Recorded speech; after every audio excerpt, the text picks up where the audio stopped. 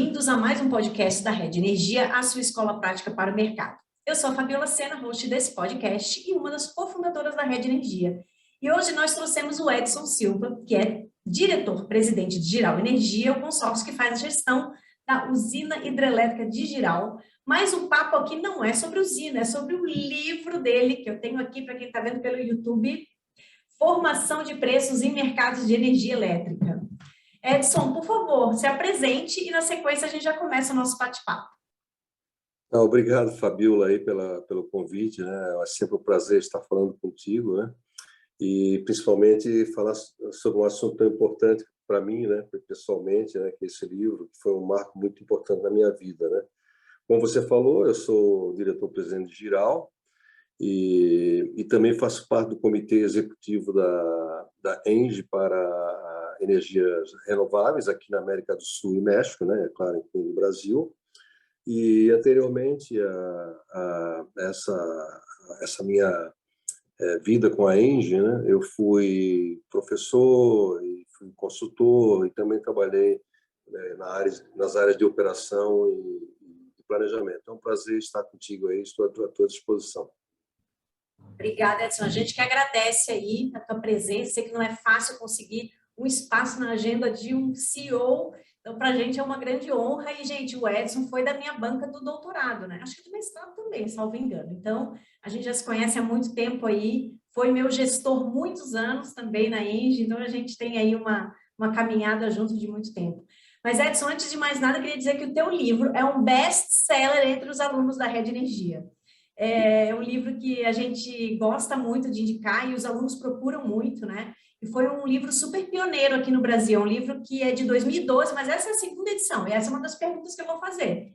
Temos a primeira edição, eu queria resgatar o ano da primeira edição, né? E ele junta aí fundamentos tanto de planejamento, operação e regulação econômica. Então, assim, é um livro muito completo, né? E a primeira pergunta que eu faço é: quando surgiu a ideia de fazer esse livro e como foi essa construção? E já me fala sobre essa primeira edição. Qual foi o ano da primeira edição? Boa pergunta. E apesar de eu trabalhar muitos anos com planejamento, né, eu posso te falar o seguinte, que nada foi planejado, foi meio por acaso. Tá? Tudo começou lá em 1999, quando nós tínhamos a ASMAI, que hoje é a CCE. Ela, naquele momento, né, o país estava ingressando com um novo marco regulatório de liberalização do mercado brasileiro e a ASMAI precisava oferecer treinamento para os profissionais do setor elétrico, né? E na época, o João Carlos Melo, trabalhava lá na ASMAI, que hoje trabalha no grupo pela Timos, né? Ele me convidou para ser um dos instrutores desse curso, né? E, na verdade, na minha lembrança, Fabiola, foram umas 5, 6 edições com salas, assim, com quase 200 alunos. Foi lá no CEPEL, né? Então, foi um projeto junto com o CEPEL. E a ideia básica, né, também não tinha nenhuma novidade, né? Principalmente quando a gente olha hoje, era passar os conceitos fundamentais de cursos marginais, né? E também os fundamentos do modelo New Wave, né? E na época, qual o recurso que eu tive que utilizar? Preparei uma apostila e também um grande amigo, o Marco Schilling, que foi na época estava na Eletrobras e foi um dos alunos desse programa, um dia me procurou e me deu aquela ideia, né? Ideia de amigo, né? Poxa, por que você não transforma isso num livro? Você tem tudo pronto, né? Eu acreditei, e só que o livro, de fato, virou uma realidade em 2000, e nessa época eu já estava na Gerasul, né? Hoje ENGIE, né? E creio que quando eu entrei, você já estava lá. Eu acho que sim, né? Eu entrei em 2001. Então tá, mas foi um pouco mais ou menos na mesma época.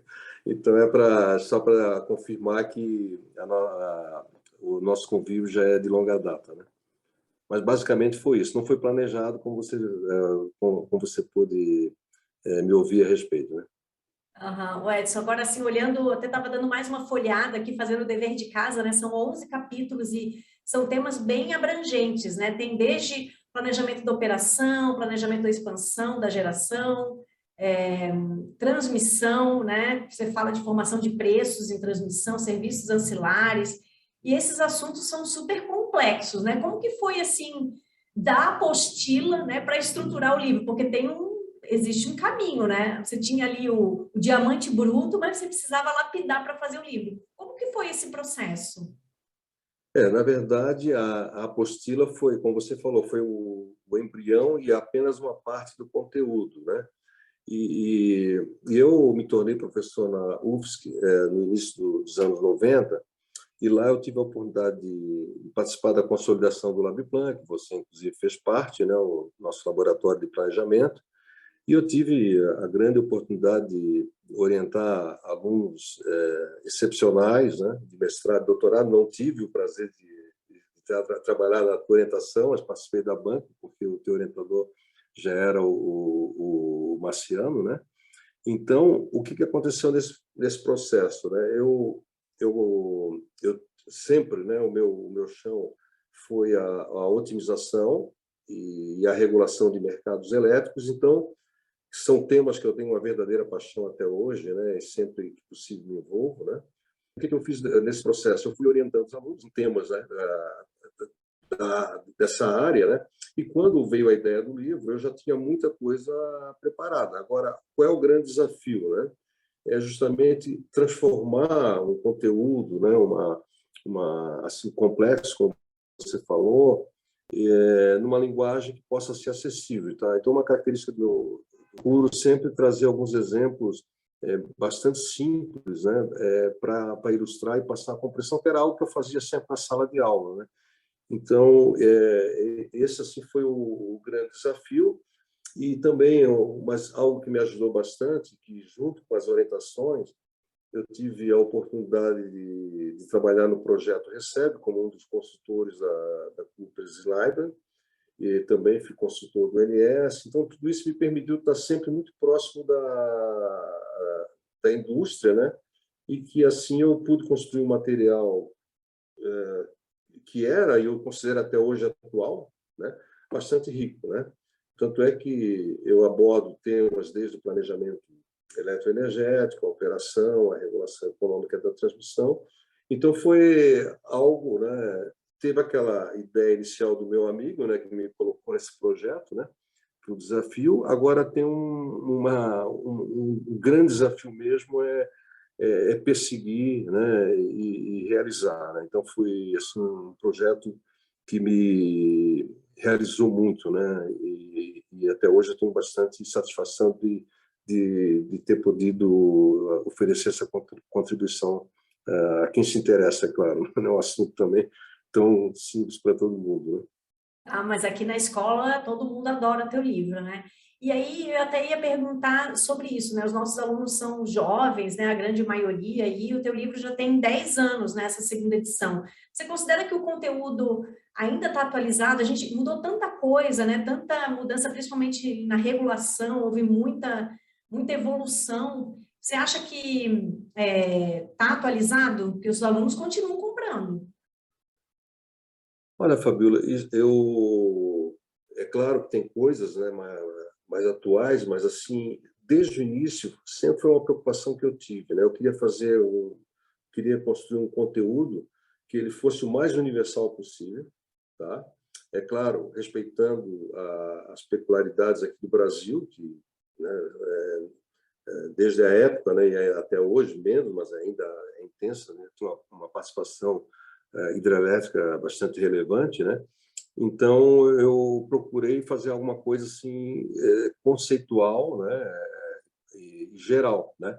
E ao mesmo tempo atemporal, né? Então tem conteúdos, né, que às vezes você pode até ter interesse em escrever porque está na moda, mas a ideia foi fazer algo assim, são os fundamentos de uma indústria de energia elétrica, né?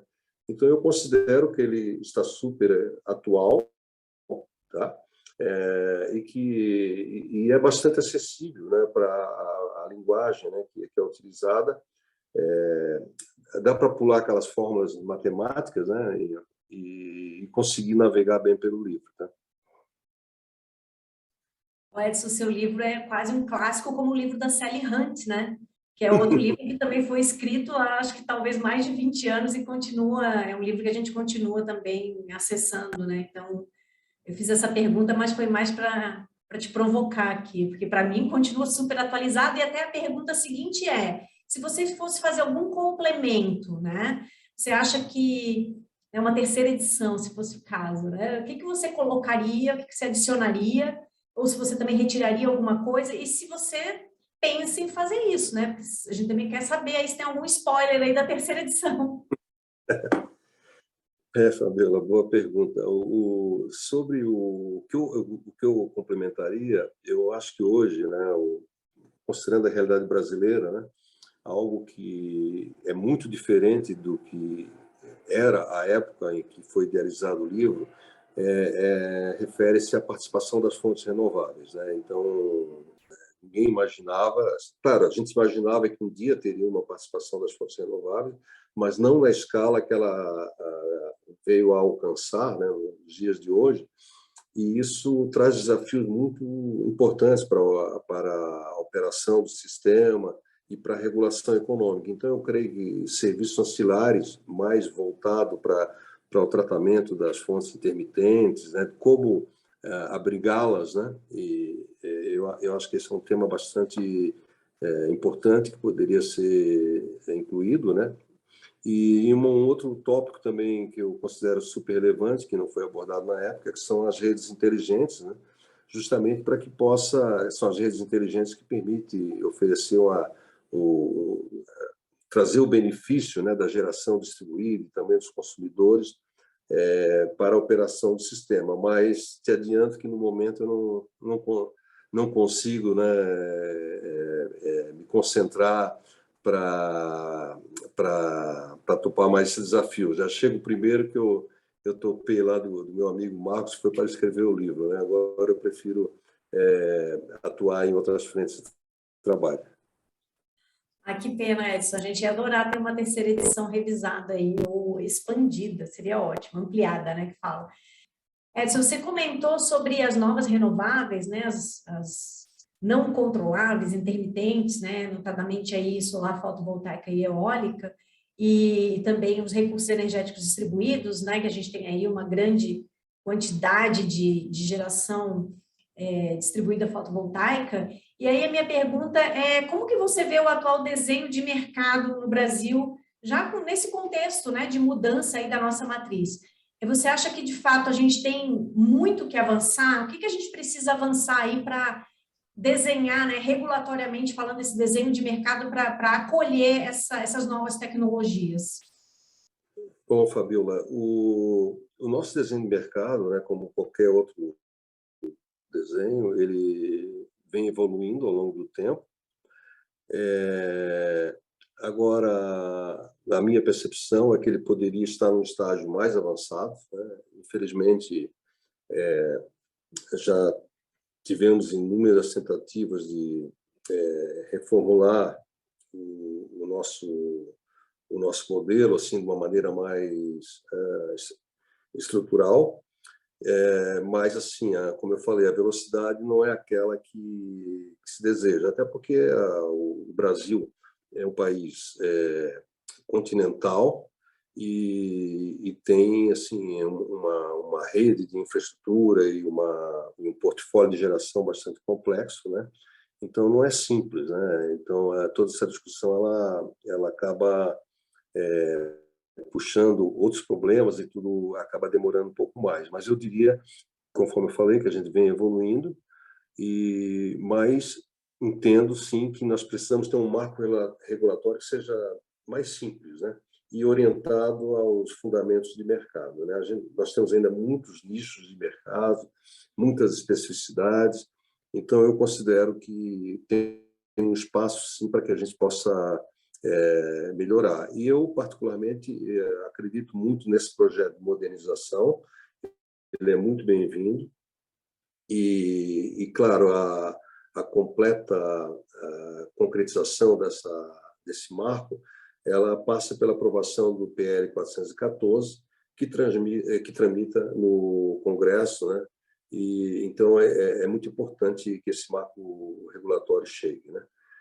Por que que ele é importante, né? Porque ele, assim, ele tem algumas pedras fundamentais, né?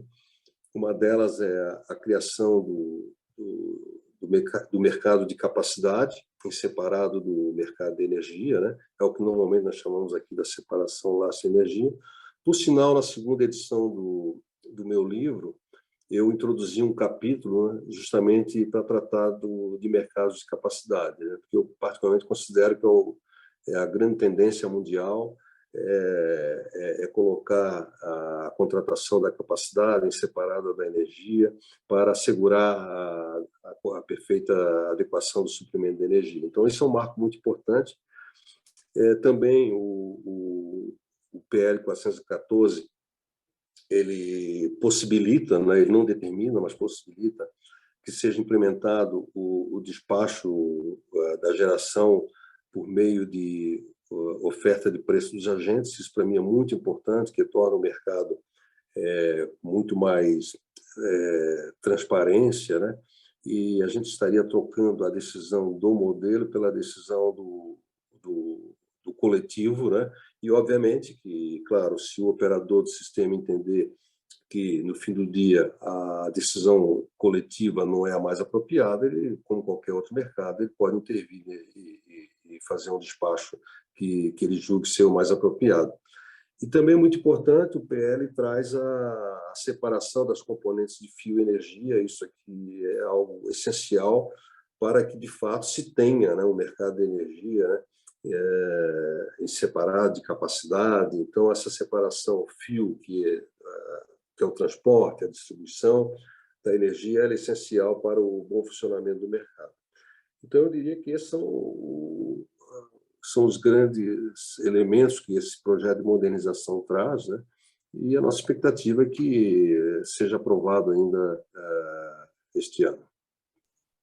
Grande desafio aí são, principalmente quando você tem um mercado com muitos agentes, né, com interesses muitas vezes sobrepostos. Então, você alinhar tudo isso, né, sempre vai ter alguém, alguns vão ganhar, alguns vão perder. Então, acho que o desafio acomodar esses interesses vai ser o maior deles, né, Edson? Acho que, mas sem dúvida a gente precisa avançar para a gente ter que desenhar um mercado, um modelo de mercado, né, um desenho de mercado que realmente enxergue o futuro, né, e não o passado. A gente corre o risco aí do PL 414, dependendo de quando ele chegar, ele já vai estar falando do passado e não do futuro, né? Então, acho que esse é o risco aí.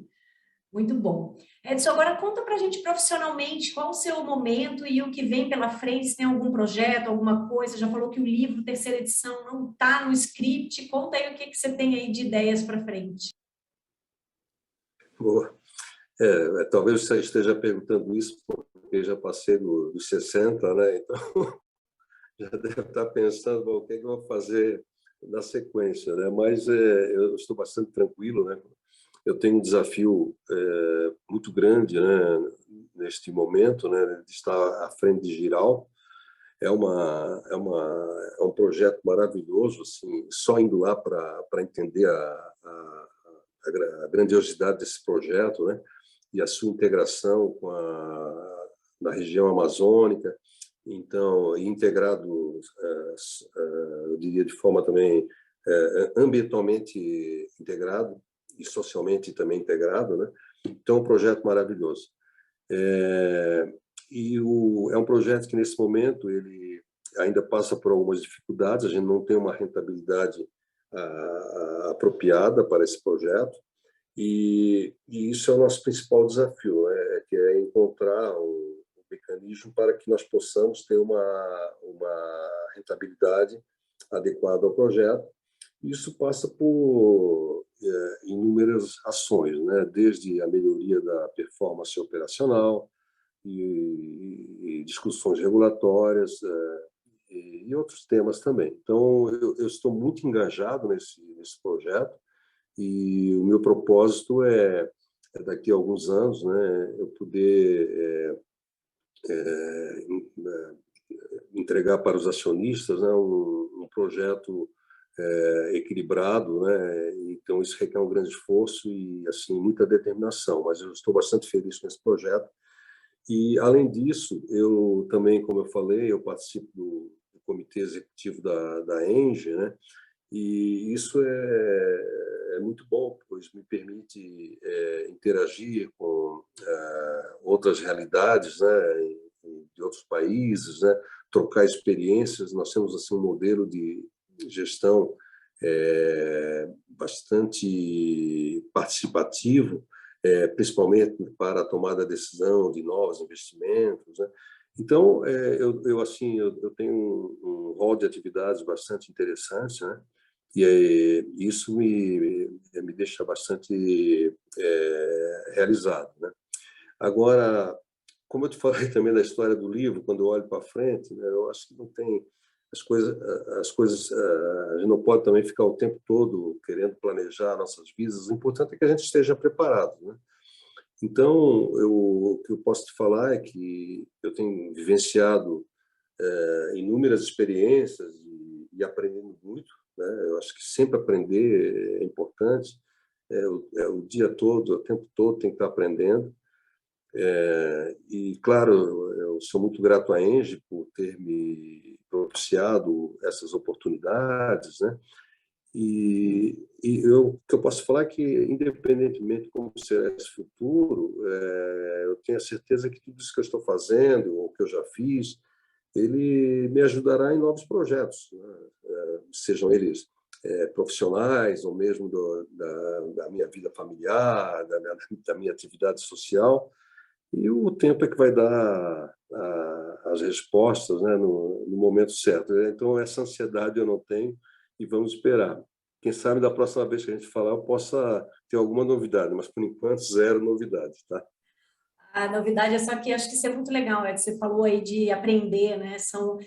Acho que o setor elétrico ele tem isso, né? A gente, todos os dias, de fato, a gente é desafiado a pensar em soluções, né, criativas, em alternativas, em realmente pensar fora da caixa. É um pouco clichê isso, mas é isso. Então, acho que o setor, ele realmente ele é tão fascinante justamente por isso, né? A gente não tem um dia igual ao outro, né?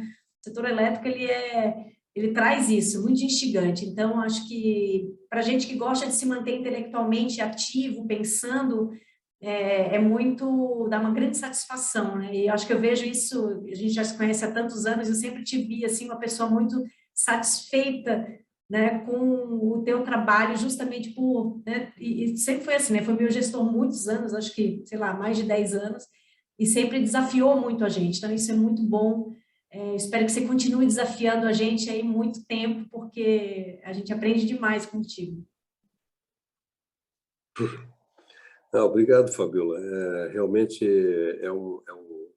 assim, inesgotável, né? A quantidade de problemas que nós temos que enfrentar e tem que usar a criatividade. Agora, conforme eu falei, né, também ao final, essa criatividade ela também decorre do apoio das pessoas, né, de ter equipes, né? Eu acho que isso é fundamental nos dias de hoje, o trabalho em equipe e, claro, o conhecimento, né, técnico apropriado, né, tem que estar sempre preparado. Mas é fundamental esse trabalho em equipe, contar com as pessoas, escolher as pessoas corretas e assim obter um engajamento para que tudo se faça com propósito, porque se você não tiver uma direção, aí as coisas não funcionam, tá? Então, assim, eu mais uma vez, né, quero reafirmar e confirmar, né, como você falou, eu me sinto muito gratificado de poder ter escolhido, né, esse caminho, né, e espero continuar por muitos anos ainda trazendo mais contribuições para todos. Obrigado.